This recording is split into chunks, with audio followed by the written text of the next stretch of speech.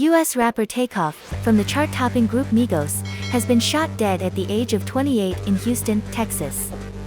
The star was killed at a bowling alley where he was playing dice with his uncle and bandmate, Quavo, on Tuesday. A representative for the musician, real name Kirshnik Khari Ball, confirmed the news to the Associated Press. Migos were one of the most influential groups of their generation, pioneering a style of rapping in choppy, staccato triplets known as the Migos flow. The band, who split earlier this year, scored several international hits including Bad and Boujee, Versace, and Walk It Talk It. The shooting took place at about 2:30 local time, 7:30 Greenwich Mean Time, on a balcony outside the 810 Billiards and Bowling Alley.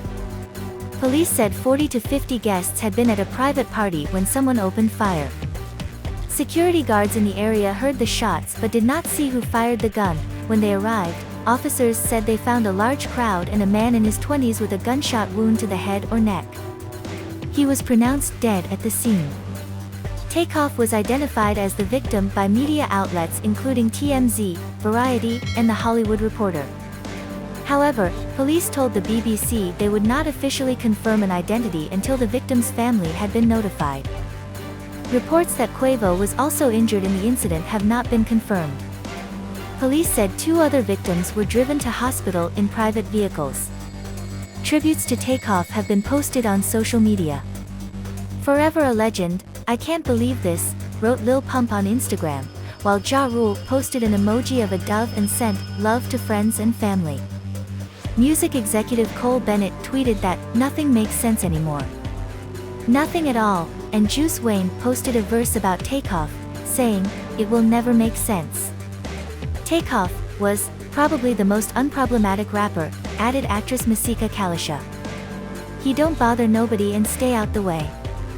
Migos, made up of Takeoff, Offset and Quavo, grew up together in Lawrenceville, Georgia, and came to represent the state's capital, Atlanta, arguably the spiritual home of trap music.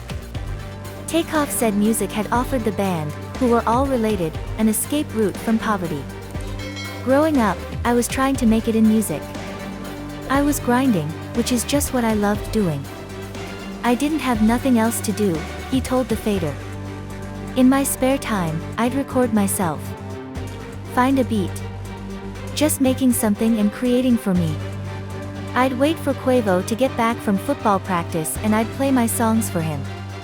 Originally called Polo Club, the band made their debut as Migos in 2010, and scored their first hit with Versace, which received a remix from Drake, in 2013. Their ascent halted briefly in 2015 when Offset was sent to jail following a police raid on the group's tour bus after a show at Georgia State University. Later that year, the trio issued the mixtape Back to the Bando, which included the hit song Look at My Dab, which popularized the dabbing dance trend that was later picked up by athletes and even politicians. They went mainstream in 2016 with Bad and Boujee, a viral hit whose quotable lyrics, "Rain drop, drop top," spawned multiple memes.